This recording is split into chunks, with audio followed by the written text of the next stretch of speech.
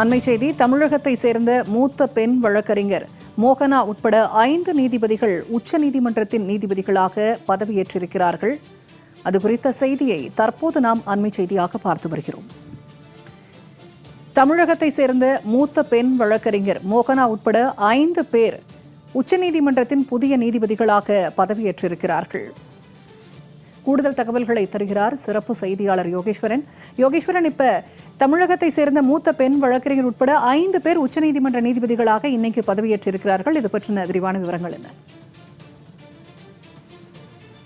இந்தியாவிற்கே தலைமை நீதிமன்றமாக இருப்பது உச்சநீதிமன்றம். உச்சநீதிமன்றத்தில் அனுமதிக்கப்பட்ட மொத்த நீதிபதிகளுடைய எண்ணிக்கை 34ஆக இருந்தது. ஆனால் உச்சநீதிமன்றத்தில் தேக்கம் அடைந்து நிலுவையில் இருக்கக்கூடிய வழக்குகளின் விசாரணை என்பது 1 லட்சமாக எட்டியிருக்கக்கூடிய நிலையில வழக்கு விசாரணைகளை மிக விரைவாக கையாள வேண்டும் என்பதற்கான பல்வேறு நடவடிக்கைகளை மத்திய சட்டத்துறை அமைச்சகமும் உச்சநீதிமன்றமும் இணைந்து மேற்கொண்டு வருகிறது. அதன் ஒரு படியாகத்தான் சமீபத்தில் நாடாளுமன்றத்தில் உச்சநீதிமன்ற மொத்த நீதிபதிகளுடைய எண்ணிக்கை 34 38ஆக உயர்த்தப்பட்டது, அரசிதழில் வெளியிடப்பட்டது. இந்த நிலையில உச்சநீதிமன்றத்துடைய நீதிபதிகள் எண்ணிக்கையை உயர்த்துவதற்காக சமீபத்தில் உச்சநீதிமன்றத்துடைய கொலிஜியம் அமைப்பு கூடி 5 நீதிபதிகளை கூடுதலாக நியமிக்க பெயர்களை பரிந்துரை செய்தது. இதுல 4 நீதிபதிகள் இந்தியாவுல பல்வேறு மாநிலங்களுடைய உயர்நீதிமன்றங்களின் தலைமை நீதிபதியாகவும் ஒருவர் மட்டும் மூத்த பெண் வழக்கறிஞர் என்று கொலிஜியம் பரிந்துரை செய்தது. அந்த 5 பேருக்குமே குடியரசுத் தலைவர் நேற்றைய முன்தினம் ஒப்புதல் வழங்கி நேற்றைய தினம் மத்திய சட்டத்துறை அமைச்சகம் அதிகாரப்பூர்வமாக அரசிதழில் வெளியிட்ட நிலையில இன்றைய தினம் இந்த பதவியேற்பு விழா என்பது உச்சநீதிமன்ற வளாகத்துல நடைபெற்று வருகிறது. யாரெல்லாம் இந்த பதவியேற்பு விழாவில் இன்று உச்சநீதிமன்றத்துடைய நீதிபதிகளாக பதவியேற்றுக் கொள்கிறார்கள் என்றால், பஞ்சாப் மற்றும் ஹரியானா உயர்நீதிமன்றத்துடைய தலைமை நீதிபதியாக பணியாற்றிய எஸ்ஐல் நாகு அவர் இன்று உச்சநீதிமன்றத்தினுடைய நீதிபதியாக பதவியேற்றுக் கொண்டார். இதே போல மும்பை உயர்நீதிமன்றத்தினுடைய தலைமை நீதிபதியாக பணியாற்றிய சந்திரசேகர் இன்று உச்சநீதிமன்றத்துடைய நீதிபதியாக பதவியேற்றுக் கொண்டார். மத்திய பிரதேச உயர்நீதிமன்றத்துடைய தலைமை நீதிபதியாக பணியாற்றிய சஞ்சீவ் சச்சவா தேவா அவர் இன்று உச்சநீதிமன்றத்தினுடைய நீதிபதியாக பதவியேற்றுக் கொண்டார். ஜம்மு அண்ட் காஷ்மீர் மற்றும் லடாக் உயர்நீதிமன்றத்துடைய தலைமை நீதிபதியாக பணியாற்றிய அருண் பல்லி இன்று உச்சநீதிமன்றத்துடைய நீதிபதியாக பதவியேற்றுக் கொண்டார். இறுதியாக மூத்த வழக்கறிஞர் வி மோகனா இன்று உச்சநீதிமன்றத்துடைய நீதிபதியாக பதவியேற்றுக் கொண்டார்.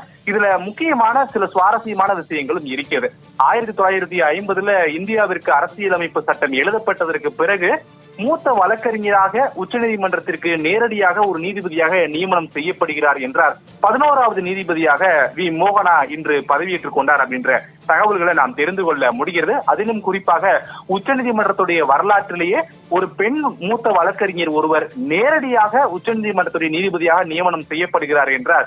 2வது நீதிபதியாக வி மோகனா இருக்கிறார் என்ற விவரங்களையும் நாம் அறிந்து கொள்ள முடிகிறது. இதற்கு முன்பு மூத்த நீதிபதி இந்து மல்ஹோத்ரா இதே போல உச்சநீதிமன்றத்துடைய நீதிபதியாக நேரடியாக நியமனம் செய்யப்பட்டிருக்க. தமிழ்நாட்டினுடைய கோவை மாவட்ட சட்டக்கல்லூரியில 5 ஆண்டுகள் சட்டக்கல்வியை முடித்திருக்கக்கூடிய மோகனா பல்வேறு முக்கியமான வழக்குகள்ல அவர் வாதாடி இருக்கார். குறிப்பாக கர்நாடகா மாநிலத்துல பெரும் விவகாரமாக இருந்த ஹிஜாப் உள்ளிட்ட விவகாரங்கள்ல இவர் முக்கியமான வாதங்களை எல்லாம் முன்வைத்து பெரும் அளவுல கவனிக்கப்பட்டவராக இருந்தவர். இந்த நிலையில் தான் உச்சநீதிமன்றத்துடைய கொலிஜியம் அமைப்பு சில தினங்களுக்கு முன்பாக கூடி 5 நீதிபதிகளை கூடுதலாக நியமிப்பதற்கு மத்திய அரசுக்கு பரிந்துரைகளை வழங்கியிருந்த நிலையில அதற்கு மத்திய சட்டத்துறை அமைச்சகமும் ஒப்புதல் வழங்கி அதை அரசிதழிலும் வெளியிட்டிருந்து இந்த அரசிதழுக்கு பிறகு இன்றைய தினம் இந்த பதவியேற்பு விழா என்பது உச்சநீதிமன்ற வளாகத்துல நடைபெற்று வருகிறது. இதன் காரணமாக உச்சநீதிமன்றத்துடைய நிர்ணயிக்கப்பட்ட மொத்த நீதிபதிகளுடைய எண்ணிக்கை என்பது 32ஆக அதிகரித்திருக்கிறது.